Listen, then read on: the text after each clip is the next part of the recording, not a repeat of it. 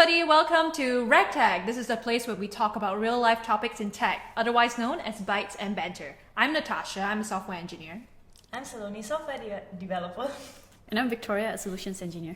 And today's episode will be all about AI and the future of developers. So we often hear this common kind of fear-mongering rhetoric, especially with the launch of OpenAI and ChatGPT, that AI is going to replace developers. And specifically, they say that AI is going to replace junior developers. So we're all seated here today, and I think we've been thinking about this topic for quite a while because it's quite a common question that's thrown to us since we're in the field. So wanted to throw it out there, and I wanted to throw the question to Saloni first because Saloni is a senior software developer who has engaged with a lot of junior developers. So do you think that AI will replace junior developers? I don't know if it can replace, but yes, it does do a lot of things. It can already do a lot of things that you would give, tasks that you would give a junior developer. But also actually recently someone asked me this question and I replied, it's actually, the AI is not only going to replace junior developer, it's actually now a mid-level developer already. Oh, yes. It's getting to the senior developer already actually.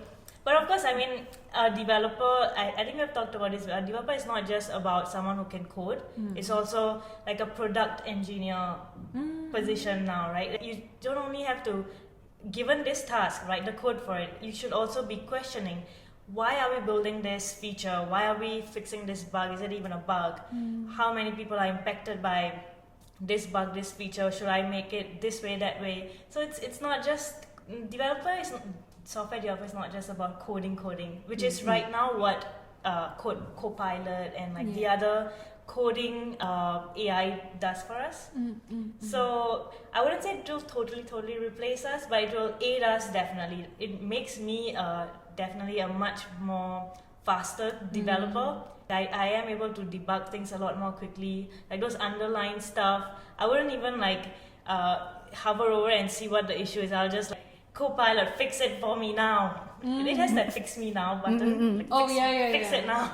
It usually works. I mean, sometimes it goes into this rabbit hole, but rare cases.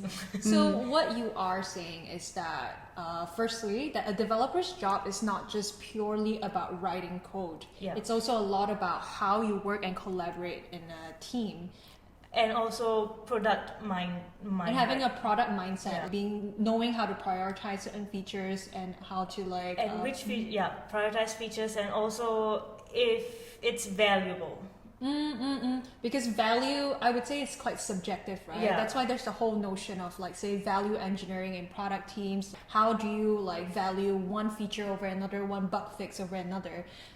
I guess you could technically use like Copilot or any AI agent to basically tell you the pros and cons, but at the end of the day, the person who makes the decision is the developer in the team, like a group of developers. Right, exactly. And in light of this, I guess if what we're saying here is that a developer is more than just code, and now that code can be made more efficient by AI, we should be focusing on maybe the other aspects, the team aspects. So what kind of advice do you have, both of you, do you have to give to junior developers, entry-level developers who are coming into this role now that they might have to focus more on the soft skills? I think I would agree with Saloni in terms of you just don't think about writing code, but think of the end user who's also using that application, who is actually also experiencing like using the app. So given my experience as a solutions engineer, it's always important to also have the business acumen. So thinking about what does the client wants, what does the customer wants. So not just the end user, but the client who's like actually engaging your services to build the solution for you. So sometimes optimizing code doesn't mean it's optimizing for the business. So you have to think about cost benefit as well. Being able to weigh that as a skill.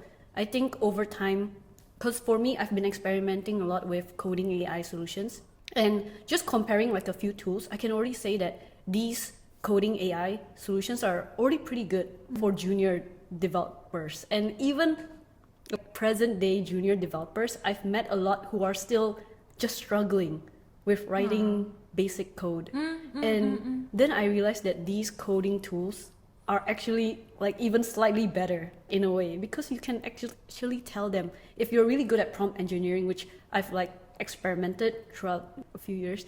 It's like once you give the coding AI solution enough context, enough good information, they can actually write pretty solid ones. Hey, but I always say the AI tool is only as good as the prompter.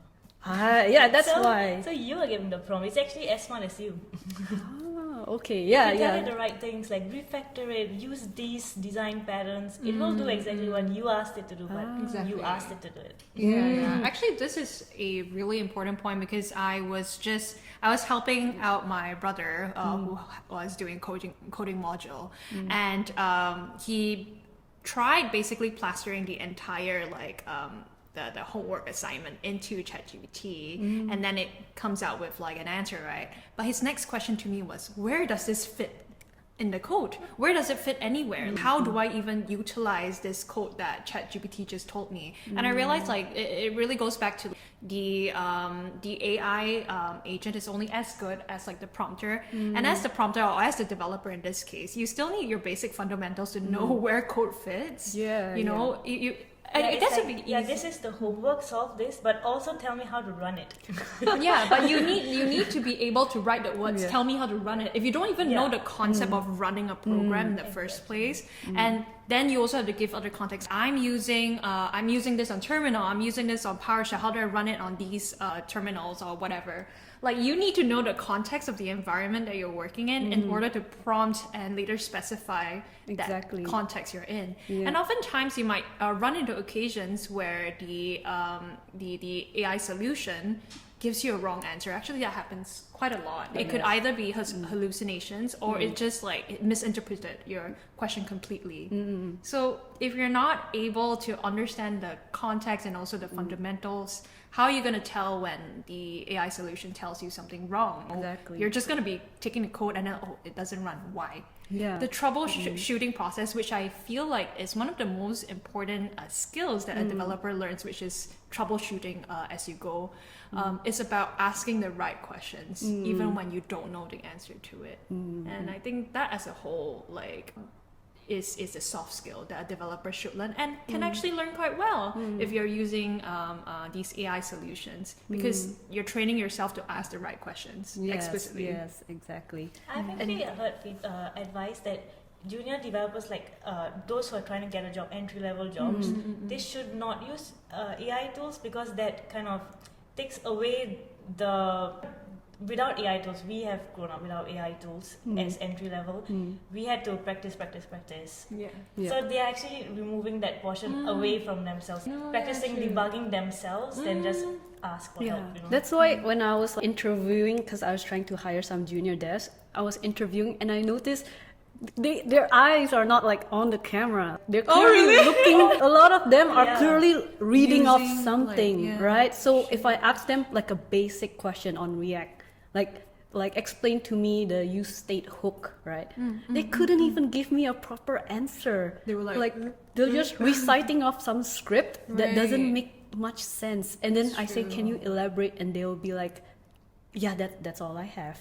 So a lot of, I feel like new entry people now, they're already so over-reliant on AI tools that they, like you mentioned, they don't have this practice and they're unable to form their own opinions. So like let's say I'm interviewing for a mid-level as well. So they should be able to form their own opinions in terms of design, like system design and everything.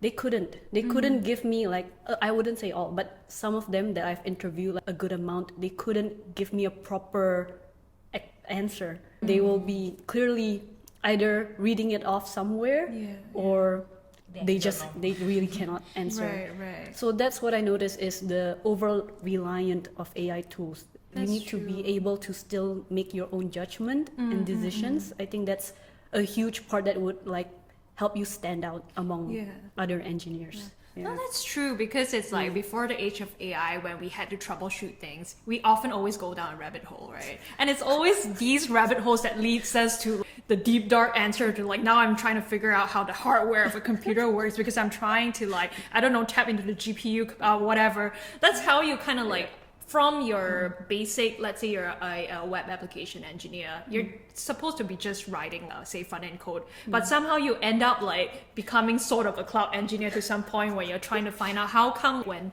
I deploy this on my local environment it works, but now the cloud side is telling me it doesn't deploy, and that's how you learn, that's how you troubleshoot.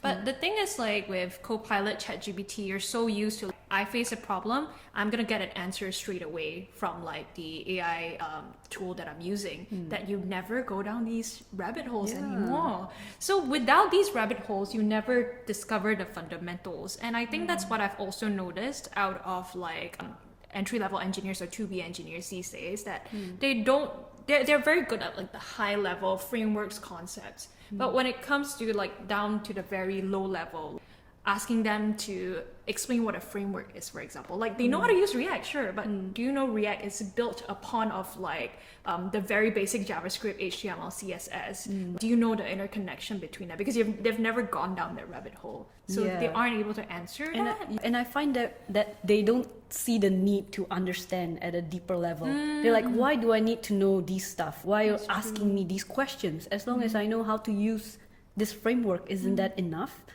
So I would say that's arguable. You can argue that day-to-day job, you don't need to know like at a fundamental level. But like you mentioned, troubleshooting is part of the learning process, and knowing how to troubleshoot is also a skill. So it's like, if you understand it deeper, you can actually come up with more creative solutions, right? That's why I think understanding something at a deeper level is always beneficial than not, right? But it's not like I will totally reject this person if they don't understand like for sure. all that, like but it's just like, it just gives me a more like that impression that you might be able to actually accelerate like your career to the next level faster, because you have that understanding. And in the future, if there's like more junior developers that come in, I can see that you stand out above the rest, if you have that. So that's my take on it essentially. Curious about. And I guess like there's also the whole notion that AI cannot replace junior developers, because if it does replace junior developers, then we won't have senior developers in the future, right? It's a pyramid. Now that you have junior developers coming on board on your team, and you know that they're gonna use like AI tools, how would you change your way of like mentoring and guiding a junior developer to kind of like teach them the skill of like, hey, don't rely on your AI tools so much. This is what you should do, and this is what I used to do as a junior developer to get to where I am. I actually, fortunately, I actually have not seen anyone over-reliant on AI yet. And also because companies nowadays, we have like tools in place where you're not allowed to use ChatGPT, you have to use the in-house tooling and things like that. So that kind of limits, it's not as free and open as the ChatGPT outside. And also Copilot, maybe there's some licenses people use it, don't use it. So I was actually shocked that people are not using AI as much as I would think. But I think for junior developers, it's okay, fine, you can use AI tools if you know how to use it properly. You're becoming a better prompter, that's good also. But also I would say on the side, maybe try entrepreneurship, because that will give you like, you can dip your toes into product, like the product world, and and what are different departments, and like how to see higher level picture of products, the way things work together, engineering itself from like a higher level perspective. It forces you to try every single role. Like you can't just be a front end engineer. You have to do back end. You have to deploy. You have to do all these other things. So in essence, if you try out entrepreneurship on the side, or as even your primary, if you want to try a startup, you end up like learning the ropes. I think that's kind of the only way out for those who are not able to get jobs. I think the job market has changed a bit. Interviews are getting a little bit different now. I think also because as interviewer, we can also detect like, okay, people are actually referencing something else. So we change our questions. We give a different question each time. Questions are also catered to how well you have troubleshooted your previous projects. Maybe, those kind of questions. So we also have to adapt to find the better developers out there. And then we should encourage the usage of AI tools because it does increase productivity, but also monitor and make sure it's going in the right path. And as a senior developer, I also am using all these tools to make sure that even I am getting more productive. And as I said, the AI tool is as good as the prompter. If I am replacing, maybe not a junior developer, like an intern with this AI tool, I should be able to give correct instructions and ensure I am giving the right domain, the context and everything to this tool to produce the work that I want. And I just realized that mid-level to senior level developers, and even like higher down when you go down the managerial track, really stand to benefit from AI tools, because they're prior to like ChatGPT and all these things, there's always been a struggle of balancing how much of the people work and managerial work you do versus the coding work you do. And they say like when you go down to managerial, it's 20% code and then 80% like people management.